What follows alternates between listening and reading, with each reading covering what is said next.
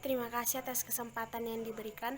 Baiklah, saya akan menjawab soal 8.2, yaitu jelaskan secara singkat mengapa zinc, kadmium, dan raksa tidak termasuk golongan logam-logam transisi, demikian juga tidak termasuk golongan logam-logam alkali tanah Ns²2. Logam zinc, kadmium, dan raksa tidak termasuk golongan logam-logam transisi karena memiliki sifat kimia yang berbeda. Sebagai contoh, terdapat pada titik lelehnya.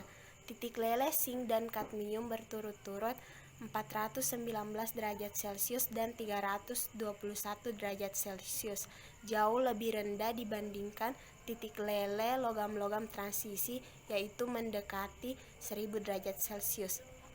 Logam zinc, kadmium, dan raksa juga tidak termasuk golongan logam-logam alkali tanah Ns²2 karena logam-logam golongan 12 yang memiliki periode sama dengan alkali tanah mengandung elektron penuh N-1 D⁻10, tetapi kosong N-2 D⁻0 untuk golongan 2.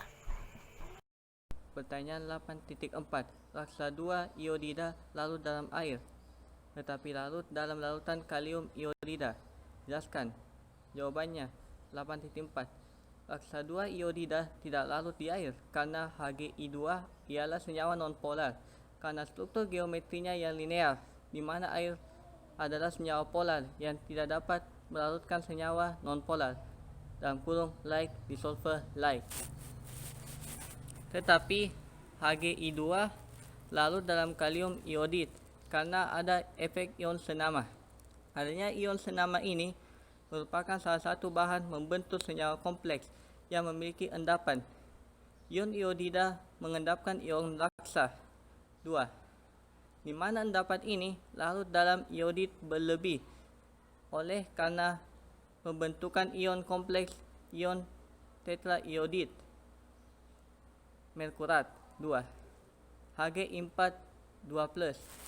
Rumus kimia yaitu Hgi2S plus 2Ki akui menjadi Hg4 2+ plus 2K plus. Pertanyaan 8.5, yaitu jelaskan susunan baterai nikel, bagaimana cara pengisian kembali. Jawaban, baterai nikel kadmium mempunyai dua elektroda, positif dan negatif. Keduanya dipisahkan oleh KOH yang disebut elektrolit.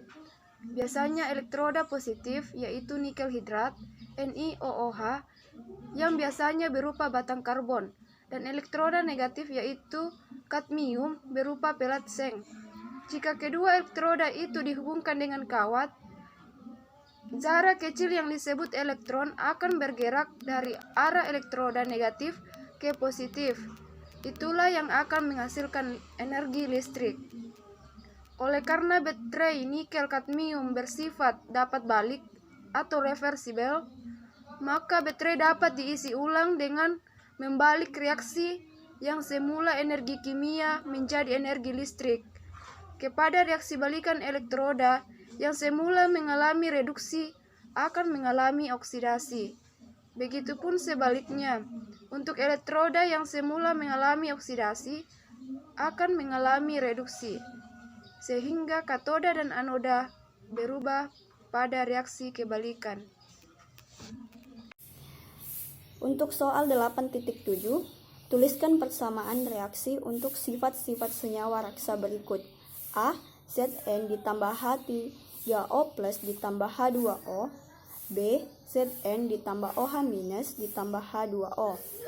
Jadi sebelum menjawab soal ini perlu kita ketahui senyawa amfoter merupakan senyawa yang dapat bersifat asam atau basa tergantung pada kondisi lingkungannya. Senyawa amfoterik akan bersifat asam dalam suasana basah. Sebaliknya akan menjadi basah jika berada pada lingkungan yang asam. Adapun reaksi dari senyawa ini yang pertama A, Zn ditambah H3O plus ditambah H2O akan menghasilkan senyawa ZnH2O4 2 plus ditambah H2 dengan senyawa yang tidak berwarna. Untuk B, Zn ditambah OH minus ditambah H2O akan menghasilkan senyawa ZnOH4 2- ditambah H2 dengan senyawa yang berwarna putih. 8.9. Jelaskan mengapa reaksi antara ion raksa 1 Hg2+2+ dengan ion sulfida S+2- membentuk endapan raksa 2 sulfida. Raksa memiliki kemampuan membentuk ion Hg sampai Hg+2+, di mana kedua atom raksa terikat oleh satu ikatan kovalen tunggal. Kenyataannya, tidak dikenal adanya senyawa sederhana ionik raksa 1. Sulfidanya belum pernah disintesis. Hal ini dapat dipahami melalui sifat keseimbangan disproporsionasi sebagai berikut. Hg2+2+ menghasilkan Hg tambah Hg+2+.